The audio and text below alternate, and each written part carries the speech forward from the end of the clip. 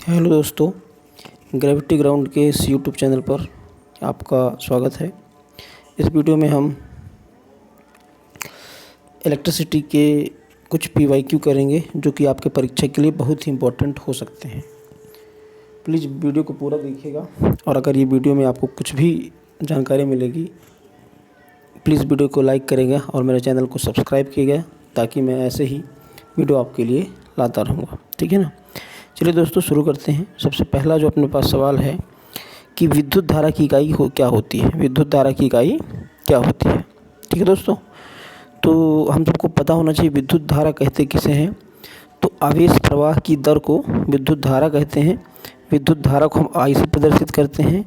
विद्युत धारा का जो सूत्र होगा आई बराबर क्यू अपॉन में क्या होगा, टी होगा। विद्युत धारा का जो मात्रक होता है, इसका मात्रक होता है दोस्तों एम्पियर। मात्रक क्या होता है, एम्पियर। इसका मात्रक क्या हो जाएगा, एम्पियर होगा।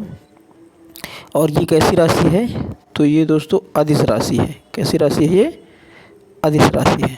ठीक है दोस्तों, तो विद्युत धारा की इकाई क्या है, विद्युत धारा की इकाई एम्पियर है। इसका करेक्ट आंसर क्या हो जाएगा, एम्पियर। ठीक है दोस्तों, दूसरा प्रश्न है ओम का नियम किसके बीच में संबंध बताता है। ऑप्शन नंबर ए धारा और आवेश के बीच में, ऑप्शन नंबर बी वोल्टेज और धारा के बीच में, ऑप्शन नंबर सी शक्ति और ऊर्जा के बीच में, ऑप्शन नंबर डी कार्य और समय के बीच में। तो दोस्तों ओम का नियम क्या होता है। ओम का नियम हमें ये बताता है कि अगर हम किसी चालक के भौतिक अवस्था में परिवर्तन ना करें तो चालक में बहने वाली धारा चालक के सिरों पर आरोपित विभवांतर की क्या होता है दोस्तों, अनुक्रमानुपाती होता है। ठीक है ना। कहने का मतलब ओम का नियम जो होता है हमें वोल्टेज और धारा के बीच में संबंध बताता है। तो इसका करेक्ट आंसर क्या हो जाएगा दोस्तों, ऑप्शन नंबर बी। चलिए आगे बढ़ते हैं। तीसरा सवाल है अपने पास, चालक में धारा किसके कारण बहती है। चालक में धारा किसके कारण बहती है। ऑप्शन नंबर ए इलेक्ट्रॉन के प्रवाह से, ऑप्शन नंबर बी प्रोटॉन के प्रवाह से, ऑप्शन नंबर सी न्यूट्रॉन के प्रवाह से, ऑप्शन नंबर डी आयन के प्रवाह से। तो दोस्तों आयन के प्रवाह से, ऑप्शन नंबर डी क्या दिया, आयन के प्रवाह से। दोस्तों आयन दो तरह के होते हैं, धनात्मक आयन और होता है क्या, ऋणात्मक आयन। धनात्मक आयन दोस्तों हम प्रोटॉन को बोलते हैं और ऋणात्मक आयन किसको बोलते हैं, इलेक्ट्रॉन को बोलते हैं। तो दोस्तों प्रोटॉन जो होता है हमारे नाभिक में स्थित होता है, न्यूक्लियस के केंद्र पर, न्यूक्लियस पर उपस्थित होता है और बहुत भारी होता है, जो कि बहुत भारी होने के कारण नाभिक में स्थिर रहता है। जबकि इलेक्ट्रॉन जो होता है नाभिक के चारों ओर चक्कर लगाता है, जो कि विद्युत धारा में प्रवाह का कारण बनता है। और विद्युत धारा के इस प्रवाह को हम अनुगमन वेग बोलते हैं दोस्तों। तो इसका हमारा करेक्ट आंसर हो जाएगा इलेक्ट्रॉनों के प्रवाह से। ठीक है। अगला क्वेश्चन है अपने पास, प्रतिरोध का एसआई मात्रक क्या है दोस्तों। प्रतिरोध का एसआई मात्रक क्या है। ठीक है। तो दोस्तों ऑप्शन नंबर ए है एम्पियर, ऑप्शन नंबर बी है ओम, ऑप्शन नंबर सी है वोल्ट और ऑप्शन नंबर डी है वाट। तो दोस्तों एम्पियर होता है विद्युत धारा की यूनिट। किसकी यूनिट, विद्युत धारा की यूनिट होती है। ऑप्शन नंबर सी होता है वोल्ट। वोल्ट होता है विभव की यूनिट। विभव या विभवांतर कह सकते हैं दोस्तों। वाट जो होती है दोस्तों शक्ति की यूनिट होती है। किसकी यूनिट होती है, शक्ति। ठीक है। तो इसका करेक्ट आंसर हो जाएगा दोस्तों ऑप्शन नंबर बी ओम। प्रतिरोध का मात्रक क्या हो जाएगा दोस्तों, ओम हो जाएगा। ठीक है। ऑप्शन नंबर सी, परिपथ में धारा को मापने हेतु कौन सा यंत्र लगाया जाता है। ऑप्शन नंबर ए है दोस्तों voltmeter, option number B है दोस्तों एमीटर, ऑप्शन नंबर सी है दोस्तों ohmmeter, option number D है दोस्तों गैल्वेनोमीटर। तो दोस्तों परिपथ में धारा को मापने के लिए हम एमीटर का उपयोग करते हैं दोस्तों। किसका उपयोग करते हैं दोस्तों, ऑप्शन नंबर बी एमीटर। विद्युत धारा को मापने के लिए हम किस यंत्र का उपयोग करते हैं, एमीटर का उपयोग करते हैं। ठीक है दोस्तों। वोल्ट मीटर क्या मापता है दोस्तों, तो वोल्ट मीटर परिपथ के किन्हीं दो बिंदुओं के बीच का विभवांतर मापता है दोस्तों। क्या मापता है, विभवांतर मापता है। जबकि ओम मीटर क्या मापता है दोस्तों, ओम मीटर विशिष्ट प्रतिरोध को मापता है। किसको मापता है, विशिष्ट प्रतिरोध को मापता है दोस्तों। किसको मापता है, विशिष्ट प्रतिरोध। गैल्वेनोमीटर क्या करता है दोस्तों, गैल्वेनोमीटर धारा की उपस्थिति का पता लगाता है। ठीक है दोस्तों। यहाँ से एक और क्वेश्चन बन सकता है कि विद्युत परिपथ में हम एमीटर को किस प्रकार से जोड़ते हैं। तो विद्युत परिपथ में एमीटर को हम सदैव श्रेणी क्रम में जोड़ते हैं दोस्तों। किस क्रम में जोड़ते हैं? श्रेणी क्रम में जोड़ते हैं। ठीक है। क्वेश्चन नंबर 6 है, चालक का प्रतिरोध किस पर निर्भर नहीं करता है दोस्तों। ऑप्शन नंबर 1 लंबाई पर, ऑप्शन नंबर ए लंबाई पर, ऑप्शन बी पदार्थ पर, ऑप्शन सी क्षेत्रफल, ऑप्शन डी वोल्टेज पर। तो दोस्तों किसी चालक का जो प्रतिरोध है निम्नलिखित 4 कारकों पर निर्भर करती है। सबसे पहला दोस्तों किस पर निर्भर करेगी? लंबाई पर निर्भर करती है। दूसरी जो चीज़ है वो क्षेत्रफल पर निर्भर करती है। और तीसरी जो चीज़ होती है ताप पर निर्भर करती है। और चौथी जो चीज़ होती है पदार्थ पर निर्भर करती है दोस्तों। किस पर निर्भर करती है? पदार्थ पर। लंबाई बढ़ाने से दोस्त प्रतिरोध क्या हो जाता है? बढ़ जाता है। क्षेत्रफल बढ़ाने से प्रतिरोध क्या हो जाता है दोस्तों? कम हो जाता है। ताप बढ़ाने से प्रतिरोध क्या हो जाता है दोस्तों? बढ़ जाता है। और पदार्थ, जिन पदार्थों में मुक्त इलेक्ट्रॉनों की संख्या अधिक होती है दोस्तों उसका प्रतिरोध कम होता है। और जिन पदार्थों में मुक्त इलेक्ट्रॉनों की संख्या कम होती है दोस्तों उसका प्रतिरोध क्या होता है? ज़्यादा होता है। तो इस प्रश्न का जो हमारा करेक्ट आंसर हो जाएगा, किस पर निर्भर नहीं करता है दोस्तों? तो वोल्टेज पर निर्भर नहीं करता। ठीक है। लंबाई पर निर्भर करता है, पदार्थ पर निर्भर करता है और क्षेत्रफल पर निर्भर करता है। तो किंतु दोस्तों ऑप्शन नंबर डी जो होता है वोल्टेज जो होता है धारा को, प्रतिरोध को प्रभावित नहीं करता है दोस्तों। ऑप्शन नंबर 7 विद्युत धारा की दिशा किसकी दिशा मानी जाती है? विद्युत धारा की दिशा किसकी दिशा? विद्युत धारा की दिशा किसकी दिशा मानी जाती है? तो दोस्तों विद्युत धारा की दिशा जो होती है, ध्यान रखिएगा, विद्युत धारा की दिशा जो होती है इलेक्ट्रॉनों की दिशा मानी जाती है दोस्तों। इलेक्ट्रॉनों की दिशा, तो इलेक्ट्रॉनों की दिशा जो होती है नेगेटिव से पॉजिटिव की ओर होती है दोस्तों। कहाँ से होती है? नेगेटिव से पॉजिटिव की ओर होती है। ठीक है। तो इसका आंसर नंबर 1 हो जाएगा, करेक्ट आंसर हो जाएगा ऑप्शन नंबर ए इलेक्ट्रॉनों की दिशा। ठीक है। ऑप्शन नंबर डी है दोस्तों, यदि परिपथ में वोल्टेज बढ़ा दिया जाए तो धारा पर क्या प्रभाव पड़ेगा। ऑप्शन नंबर ए घटेगा, ऑप्शन नंबर बी बढ़ेगा, ऑप्शन नंबर सी शून्य होगा, ऑप्शन नंबर डी अपरिवर्तित होगा। तो दोस्तों धारा और वोल्टेज के बीच में वैज्ञानिक जॉर्ज साइमन ओम ने हमको एक संबंध बताया था कि यदि किसी परिपथ में हम विभवांतर आरोपित करेंगे तो उसमें बहने वाली धारा जो होगी अनुक्रमानुपाती होगी। अगर हम परिपथ के वोल्टेज को बढ़ाएंगे तो धारा का मान भी बढ़ेगा, अगर वोल्टेज को हम घटाएंगे तो धारा का मान भी क्या होगा दोस्तों? घटेगा। क्वेश्चन क्या बोल रहे हैं? यदि परिपथ में वोल्टेज को बढ़ा दिया जाए तो धारा पर क्या प्रभाव पड़ेगा? तो दोस्तों धारा भी क्या हो जाएगी? बढ़ जाएगी। तो ऑप्शन नंबर 20 का क्या होगा दोस्तों? करेक्ट आंसर होगा। ठीक है। आगे बढ़ते हैं। क्वेश्चन नंबर 10वां, शक्ति का मात्रक क्या होता है? शक्ति का सूत्र क्या होता है दोस्तों? शक्ति का सूत्र होता है P बराबर V इंटू आई। P बराबर V इंटू आई। ठीक है दोस्तों। तो इसका मात्रक जो होता है वाट होता है। कैसा होता है दोस्तों? वाट। शक्ति का मात्रक क्या होता है दोस्तों? वाट।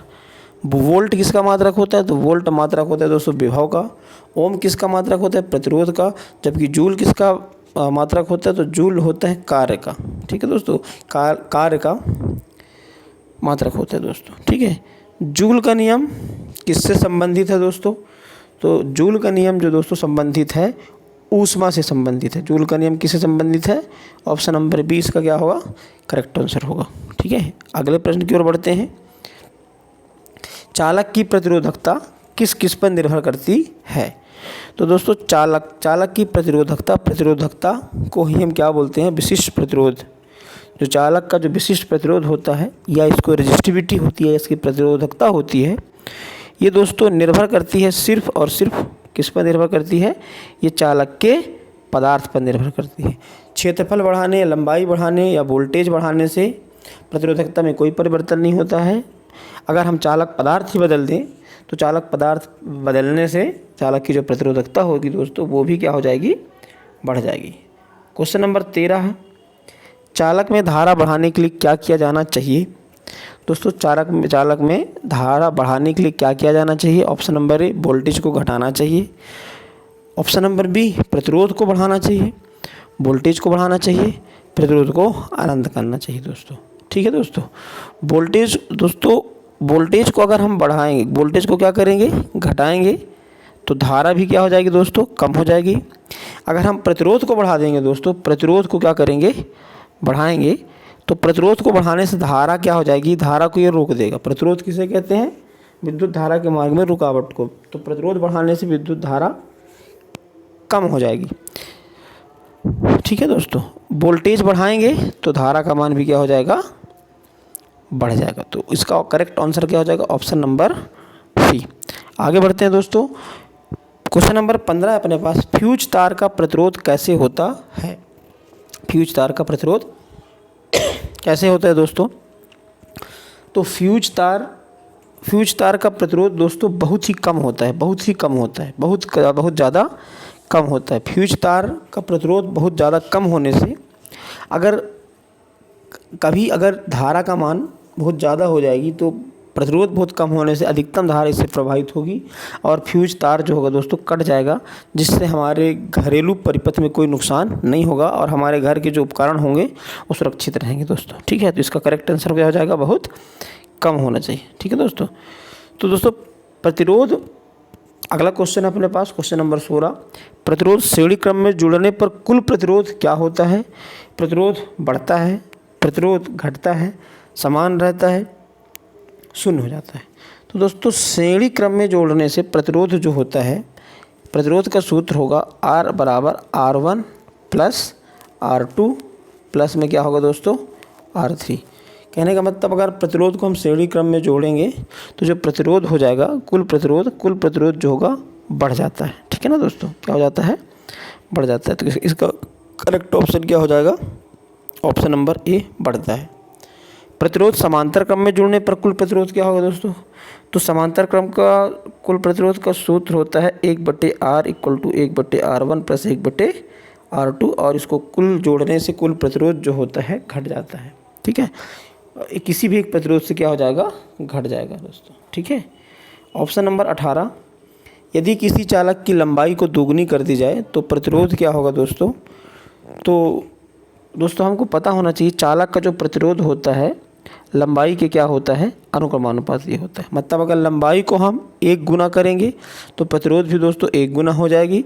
अगर हम लंबाई को क्या करेंगे, 2 गुना करेंगे दोस्तों, तो प्रतिरोध भी कितना हो जाएगी, 2 गुना हो जाएगी। तो चालक की लंबाई दोगुनी करने से प्रतिरोध जो हो जाएगा 2 गुना हो जाएगा दोस्तों। क्या हो जाएगा, 2 गुना हो जाएगा। इसका correct answer option number B, 2 गुना। ठीक है दोस्तों, आगे बढ़ते हैं क्वेश्चन नंबर 19, विद्युत धारा का रासायनिक प्रभाव किस उपकरण के उपयोग में लाया जाता है। विद्युत धारा का रासायनिक प्रभाव, तो दोस्तों विद्युत धारा का रासायनिक प्रभाव option number 1 bulb, option number B electroscope, option number C motor, option number C पंखा। तो विद्युत धारा का रासायनिक प्रभाव, जो बल्ब होता है दोस्तों विद्युत धारा का ऊष्मीय प्रभाव पर आधारित है, मोटर जो है विद्युत धारा के ऊष्मीय प्रभाव पर आधारित है, पंखा जो है विद्युत धारा के ऊष्मीय प्रभाव पर आधारित है। लेकिन जो अपने पास इलेक्ट्रोप्लेटिंग है दोस्तों, ये विद्युत धारा के रासायनिक प्रभाव पर आधारित है। ठीक है, क्वेश्चन नंबर 20 है, विद्युत धारा का चुंबकीय प्रभाव किस पर आधारित है। तो विद्युत धारा का चुंबकीय प्रभाव ओम के नियम पर, ऑप्शन नंबर बी एम्पियर के नियम पर, ऑप्शन नंबर सी कूलॉम का नियम, ऑप्शन नंबर डी न्यूटन का नियम। तो दोस्तों इसका जो करेक्ट आंसर हो जाएगा, विद्युत धारा का चुंबकीय प्रभाव एम्पियर का नियम हो जाएगा दोस्तों। एम्पियर का नियम क्या बोलता है कि किसी विद्युत परिपथ के किसी मतलब चुंबकीय क्षेत्र बी का रेखीय समाकलन उसमें उपस्थित कुल धारा का μ0 गुना होता है। तो इसका करेक्ट आंसर दोस्तों हो जाएगा एम्पियर का नियम। ठीक है, ऑप्शन नंबर बी है, 220 वोल्ट सप्लाई पर चलने वाले उपकरण पर यदि 110 वोल्ट दिया जाए तो वह चल जाएगा, वह ठीक से चलेगा, वह धीमा चलेगा दोस्तों, वह तेज चलेगा। तो दोस्तों वह जो होगा धीमा चलेगा। ऑप्शन क्या होगा इसका, धीमा चला होगा। ठीक है दोस्तों, क्वेश्चन नंबर 22 है, घरेलू बिजली आपूर्ति में प्रयुक्त धारा, मतलब घरों में जो धारा बहती है दोस्तों वो कौन सी धारा बहती है। तो सबसे पहले तो विद्युत धारा जो होती है दोस्तों, आई जो होती है 2 प्रकार की होती है, एसी धारा, और जो दूसरी धारा होती है दोस्तों उस धारा को हम बोलते हैं डीसी धारा। तो घरों में जो धारा प्रवाहित होती है दोस्तों उसको हम बोलते हैं एसी प्रत्यावर्ती धारा। दिष्ट धारा जो होती है दोस्तों सेलों से प्रवाहित होती है। तो घरों में जो धारा बहती है दोस्तों वो है correct answer option number B, प्रत्यावर्ती धारा। ठीक है, आगे बढ़ते हैं। घरेलू आपूर्ति का वोल्टेज भारत में कितना होता है दोस्तों? तो option number A 110 volt, option number B 220 volt, option number C 440 volt, option number D 120 volt. बहुत ही बढ़िया क्वेश्चन है दोस्तों, कई बार ये परीक्षा में पूछ चुका है। तो घरेलू आपूर्ति का जो वोल्टेज होता है भारत में 220 वोल्ट होता है दोस्तों। ठीक है, इसी प्रकार से अगर बोल सकते हैं दोस्तों भारत में जो वोल्टेज आरोपित है, जो प्रत्यावर्ती धारा बहती है उसकी आवृत्ति कितनी होती है? तो उसका करेक्ट आंसर हो जाएगा दोस्तों 50 हर्ट्ज। आवृत्ति का मात्रक क्या होता है दोस्तों? हर्ट्ज। ठीक है, तो घरों में जो प्रत्यावर्ती धारा होती है उस धारा की आवृत्ति कितनी होती है? तो उस धारा की आवृत्ति होती है 50 हर्ट्ज। ठीक है दोस्तों, option number D, volt meter को परिपथ में कैसे जोड़ा जाता है? तो अमीटर को परिपथ में सीढ़ी क्रम में जोड़ा जाता है, वोल्ट मीटर को दोस्तों परिपथ में समांतर क्रम में जोड़ा जाता है। इसका करेक्ट आंसर क्या हो जाएगा? समांतर क्रम। अगर ये पूछे कि अमीटर को कैसे जोड़ा जाता है, तो अमीटर को हम सदैव क्या करते हैं? सीढ़ी क्रम में जोड़ते हैं। किस क्रम में जोड़ते हैं? सीढ़ी क्रम में जोड़ते हैं। अमीटर करता क्या है? अमीटर किसी परिपथ में बहने वाली विद्युत धारा को मापता है, जबकि वोल्ट मीटर किसी परिपथ की किन्हीं दो बिंदुओं के बीच का विभवांतर मापता है। ठीक है दोस्तों, क्वेश्चन नंबर 25 है, एम्पियर को परिपथ में कैसे एमीटर को परिपथ में कैसा जोड़ा जाता है? तो अमीटर दोस्तों एक ऐसा उपकरण है जो कि किसी परिपथ में बहने वाली धारा को नापता है। इसे सदैव हम क्या क्रम में जोड़ते हैं दोस्तों? सीढ़ी क्रम में जोड़ते हैं। इसका करेक्ट आंसर क्या हो जाएगा? ऑप्शन नंबर ए, सीढ़ी क्रम में। ठीक है, प्रश्न नंबर 26 है दोस्तों, चालक में विद्युत धारा किसके समानुपाती होती है? चालक में विद्युत धारा किसके समानुपाती है? ठीक है दोस्तों, तो ये ओम का नियम है दोस्तों। चालक में जो प्रवाहित धारा है आरोपित विभवांतर या वोल्टेज के क्या होती है दोस्तों? अनुक्रमानुपाती होती है। तो इसका करेक्ट आंसर हो जाएगा ऑप्शन नंबर बी, वोल्टेज। ठीक है, क्वेश्चन नंबर 27, बल्ब का फिलामेंट किस धातु का बना होता है दोस्तों? तो जो बल्ब होता है दोस्तों, बल्ब जो होता है ना, बल्ब जो होता है, बल्ब का जो फिलामेंट होता है दोस्तों वो टंगस्टन धातु का बना होता है दोस्तों। किस धातु का बना होता है दोस्तों? टंगस्टन। तो इसका करेक्ट आंसर हो जाएगा ऑप्शन नंबर बी, टंगस्टन। ठीक है दोस्तों, और प्रश्न नंबर दूसरा है, बैटरी का काम क्या है दोस्तों? ऑप्शन नंबर ए, धारा मापना, ऑप्शन नंबर दूसरा विभवांतर उत्पन्न करना, ऑप्शन नंबर सी शक्ति मापना, ऑप्शन नंबर डी परिपथ को तोड़ना। तो दोस्तों सबसे पहले तो बैटरी क्या होता है दोस्तों? बैटरी जो होता है दोस्तों सेलों का संयोजन होता है। जब बहुत सारे सेल एक दूसरे से जोड़ दिए जाते हैं तो उसको हम क्या बोलते हैं? बैटरी। और बैटरी का काम क्या होता है दोस्तों? तो बैटरी का काम होता है ऑप्शन नंबर बी, विभवांतर उत्पन्न करना। ठीक है, ठीक है दोस्तों, आगे बढ़ते हैं। अगला प्रश्न अपने पास, वोल्टेज किसके बराबर होता है? तो दोस्तों ओम का नियम जो होता है V बराबर होता है R इंटू आई। कहने का मतलब वोल्टेज जो होगा प्रतिरोध और धारा के क्या होगा? गुणनफल होगा। ठीक है दोस्तों, प्रतिरोध और धारा के क्या होगा? गुणनफल होगा। लेकिन ऑप्शन यहाँ पर कुछ अलग प्रकार से दिए गए हैं, कार्य भागे आवेश। अच्छा, कार्य भागे आवेश। तो दोस्तों एक और सूत्र होता है अपने पास विभव का। किसका सूत्र होता है दोस्तों? विभव जो होता है W/Q होता है, W/Q विभव का मात्रक क्या होता है दोस्तों? वोल्ट होता है। ठीक है दोस्तों, W/Q, W का मतलब कार्य और Q का मतलब क्या? आवेश। तो W का मात्रक हो जाएगा जूल और आवेश का मात्रक हो जाएगा कूलाम। तो जो वोल्टेज होगा वो कार्य भागे क्या? आवेश। ये इसका करेक्ट आंसर हो जाएगा। ठीक है दोस्तों, प्रश्न नंबर तीसरा, विद्युत कार्य क्या होता है? वोल्टेज धारा गुणे समय, वोल्टेज गुणे शक्ति। ठीक है दोस्तों, शक्ति गुणे प्रतिरोध, वोल्टेज इंटू आवेश गुणे दूरी। दोस्तों प्रश्न क्या हमने पढ़ा अभी, विभवांतर जो होता है W/Q होता है दोस्तों। W का मतलब कार्य, तो यहाँ से W जो हो जाएगा दोस्तों V इंटू Q। V का मतलब क्या? विभवांतर गुणे में कितना? आवेश। विभवांतर गुणे में क्या हो जाएगा दोस्तों? आवेश हो जाएगा। ठीक है दोस्तों, अब ऑप्शन कैसे दिए हैं अपने पास? ऑप्शन दिया हुआ है वोल्ट गुणे धारा गुणे समय, वोल्ट गुणे शक्ति, शक्ति गुणे प्रतिरोध। ठीक है दोस्तों। तो दोस्तों हम इसको एक और चीज़ कर सकते हैं, ये जो कार्य होगा भी गुणे में क्या होगा, क्यू होगा। लेकिन दोस्तों हम ये जो डब्लू होता है, डब्लू किसके बराबर होगा, भी इंटू क्यू। क्यू को हम ऐसे भी लिख सकते हैं दोस्तों, भी इंटू ए इंटू टी। भी का मात्रक क्या हो जाएगा दोस्तों, वोल्ट। ए का मात्रक हो जाएगा दोस्तों, ए का मतलब एम्पियर, एम्पियर मतलब धारा, और टी का दोस्तों मतलब हो जाएगा समय। तो इसका करेक्ट आंसर होगा क्वेश्चन नंबर ए। ठीक है दोस्तों। अच्छा क्वेश्चन दोस्तों, बहुत ही इंपॉर्टेंट क्वेश्चन है। क्वेश्चन नंबर 31, फ्यूज किस धातु से बनता है। ऑप्शन नंबर ए लोहे से, ऑप्शन नंबर बी तांबे से, ऑप्शन नंबर सी टिन से, ऑप्शन नंबर डी एल्यूमिनियम से। तो इसका करेक्ट आंसर जाएगा दोस्तों ऑप्शन नंबर सी टिन से। ठीक है दोस्तों। तो दोस्तों ये वीडियो थोड़ा सा लंबा हो गया है, प्लीज़ इसको पूरा देखिए। अगर आपको थोड़ी भी हेल्प मिले तो प्लीज़ मेरे चैनल को सपोर्ट करें। धन्यवाद।